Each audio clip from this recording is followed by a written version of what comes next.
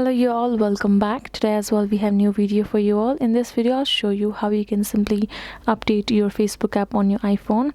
But before that, please do make sure to like our video, subscribe our channel, and yes, now we will simply start our video. For that matter, first of all, you have to access your app store here in your mobile phone. Once you are got to the app store, you're gonna tap on the search option just given below right corner and go to the search bar on top and type in Facebook. And now search it up. Then you will find this kind of option, right? Go ahead, tap on your Facebook app, and here in this open option you will find update option instead.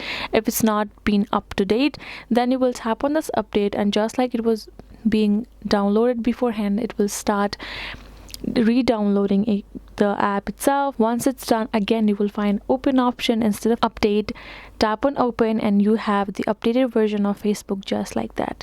So that is a simple way for you to do so. Hope this video was helpful to you all. Thank you so much for watching, and yes, I will see you guys in our next video.